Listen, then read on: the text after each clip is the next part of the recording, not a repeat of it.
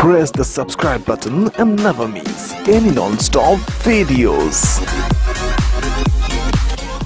আপনারা কি সুলতান সুলেমান দেখেন?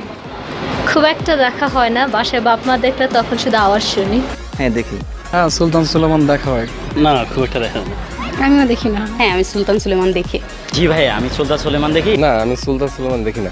ওকে, সো যারা সুলতান সুলেমান দেখছে আপনার কি মনে হয় তারা কেন দেখছে?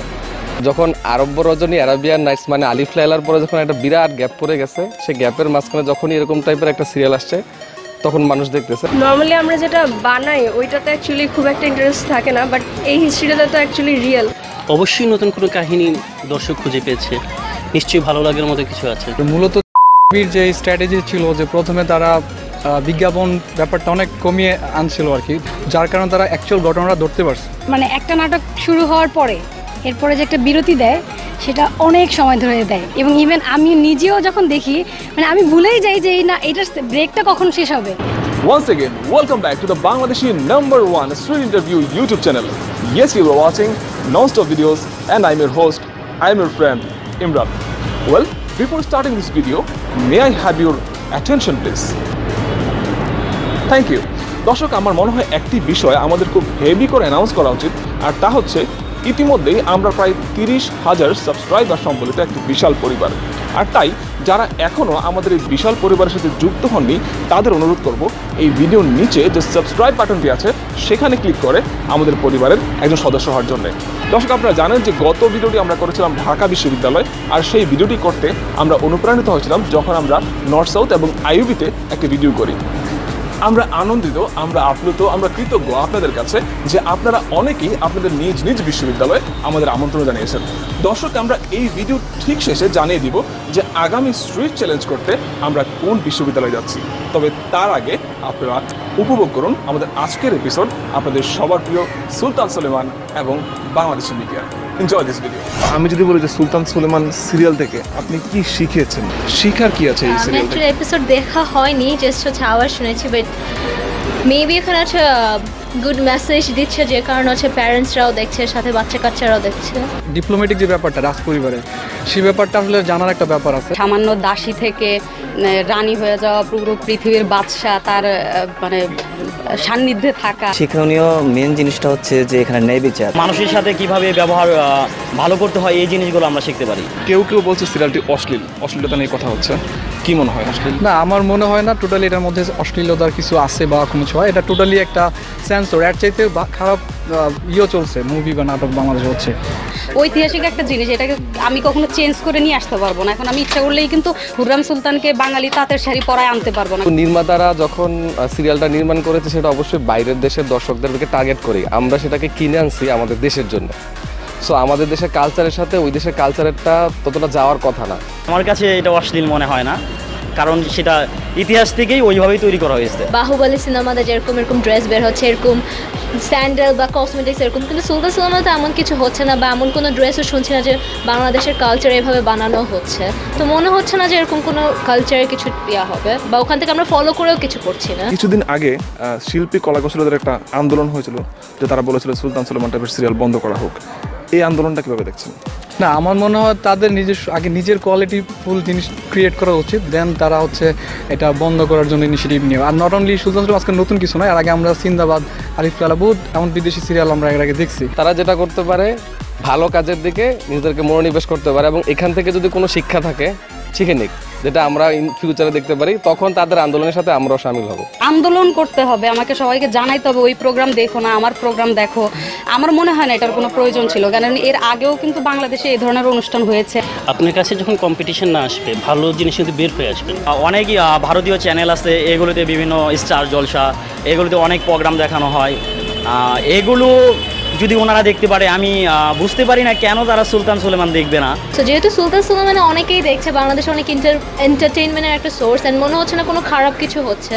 বিকজ যেমন কিছু বাংলা কার্টুন দেখা যায় যে ডোরেমন, যেটা নিয়ে সবাই অনেক ক্রেজি ছিল, যে বাচ্চা কাচ্চাকে ভুল কিছু শেখানো হচ্ছে, কিন্তু সুলতান সুলেমান দেখে মনে হয় এমন কিছু শেখানো হচ্ছে যে বন্ধ করে দেওয়া উচিত হবে। যেহেতু দর্শক এটা মজা পাচ্ছে তাই এটা কন্টিনিউ করা উচিত। আমার একটা কথা আছে, সেটা যে স্টপ যদি করতে হয় আমাদের ফার্স্টে ইন্ডিয়ান কিছু চ্যানেল আছে, লাইক হচ্ছে আমাদের মা বোনেরা দেখে, ম্যাক্সিমাম মা বোনেরাই দেখে, ওই চ্যানেলগুলো ফার্স্টে স্টপ করা উচিত। তারপর সুলতান সুলেমান নিয়ে যদি আন্দোলন হয় সেক্ষেত্রে মেবি হয়তো বা কিছু বলা যেতে পারে।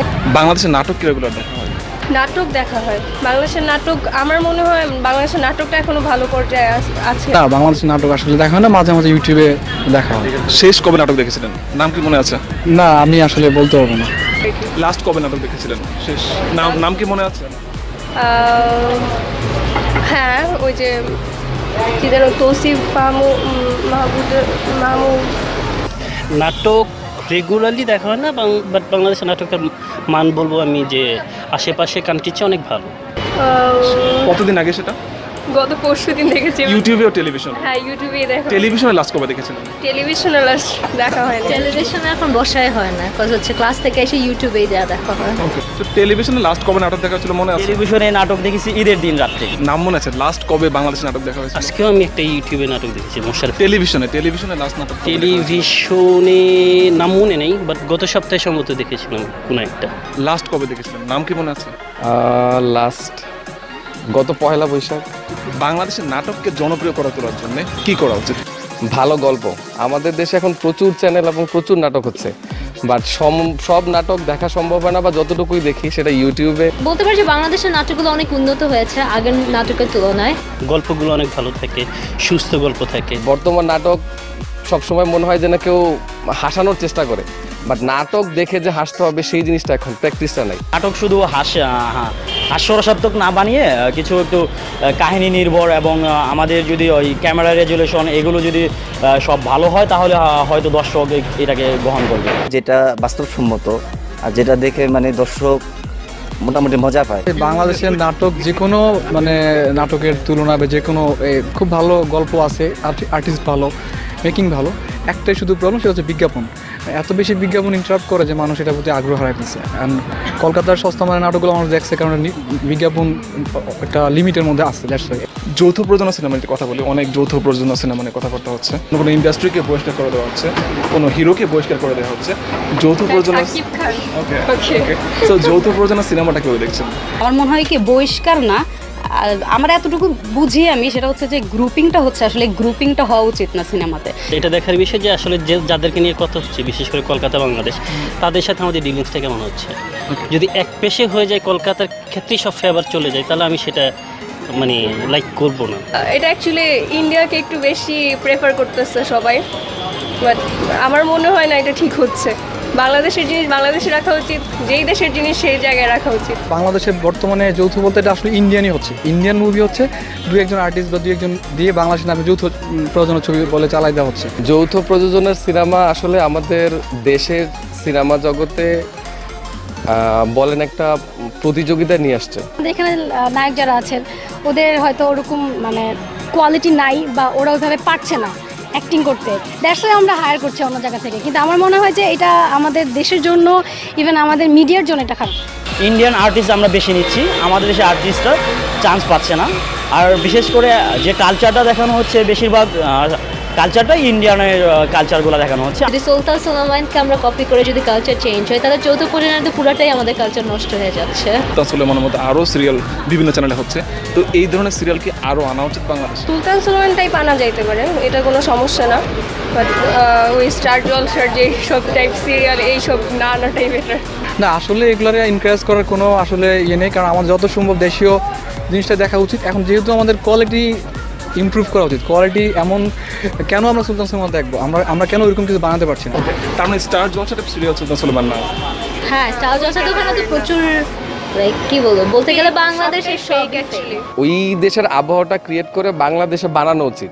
আমাদের চলচ্চিত্র বা আমাদের নাটকে কাজে লাগবে সেরকম গল্প যদি হয়, অবশ্যই আনা যেতে পারে। তার আগে আমি এটাও চাই যে বাংলাদেশেই তৈরি হোক, আনতে যাব কেন? বাংলাদেশেও আমি জানি অনেকেই এই ধরনের সিরিয়াল তৈরি করার ক্ষমতা রাখেন, ক্যাপাবিলিটি আছে, এবং সেই মেধাও আমাদের দেশে আছে। আমার মনে হয় একটা সময় হবে এগুলো তৈরিও হবে বাংলাদেশে।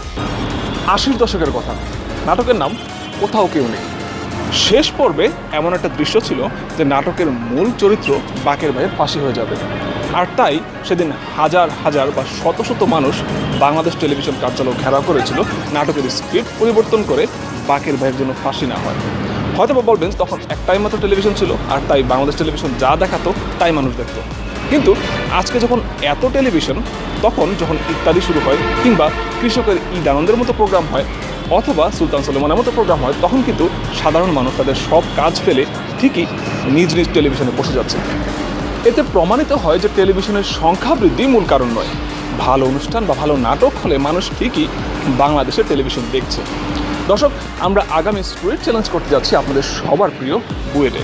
সেই পর্ব দেখার অপেক্ষা থাকুন। ভালো থাকবেন সবাই।